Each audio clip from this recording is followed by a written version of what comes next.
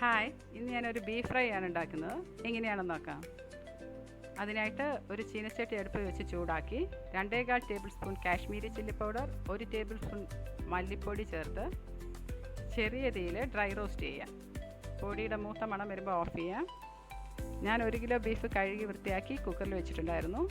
അതിലേക്ക് മുളക് പൊടി, മല്ലിപ്പൊടി, 2 ടേബിൾ സ്പൂൺ ഇഞ്ചി വെളുത്തുള്ളി ചതച്ചത്, 1 ടീസ്പൂൺ ഗരം മസാല, 1 ടീസ്പൂൺ മഞ്ഞൾപ്പൊടി,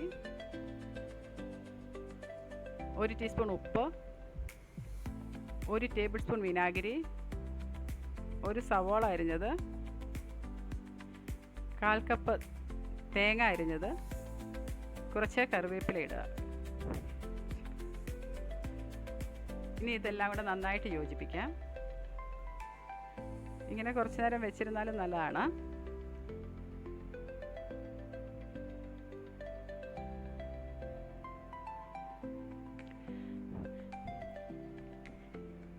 ഇനി കുക്കർ അടച്ചു വെച്ച് വേകാൻ വയ്ക്കാം. ഞാൻ 4 വിസിൽ വരെ വലിയ ഫ്ലെയിമിലും ചെറിയ തീയിൽ 10 മിനിറ്റും വെച്ചിട്ടുണ്ടായിരുന്നു. അത് കഴിഞ്ഞ് തുറന്നപ്പോൾ വെള്ളം എല്ലാം വറ്റി ബീഫ് ആവശ്യത്തിന് വെന്തിട്ടുണ്ട്. ഇനി ഒരു പാൻ ചൂടാക്കി ആവശ്യത്തിന് വെളിച്ചെണ്ണ ഒഴിക്കുക. അതിലേക്ക് 15 വെളുത്തുള്ളി അല്ലി ചതച്ചത് ഇട്ട് മൂപ്പിക്കുക. വെളുത്തുള്ളി മൂത്ത് വരുമ്പോൾ വേവിച്ച് വെച്ച ബീഫ് ചേർത്ത് വറക്കാം. പല ബീഫിൻ്റെ വേവ് വ്യത്യാസമായിരിക്കും. പിന്നെ കുക്കറിൽ വേകാൻ വയ്ക്കുമ്പോൾ 1/2 കപ്പ് വെള്ളം കൂടെ ചേർത്ത് വേവിക്കാം. ബീഫ് വറക്കാൻ ആദ്യം വെന്ത് പോകട്ടെ. അതുകൊണ്ട് ആദ്യം നോക്കിയിട്ട് വെന്തില്ലെങ്കിൽ ഒരു പ്രാവശ്യം കൂടെ വെച്ചാൽ മതി.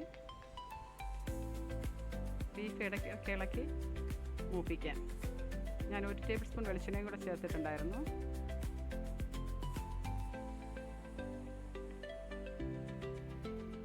ബീഫ് മൂത്ത് വരുമ്പോൾ 1/4 ടീസ്പൂൺ കുരുമുളക് പൊടി ചേർക്കാം.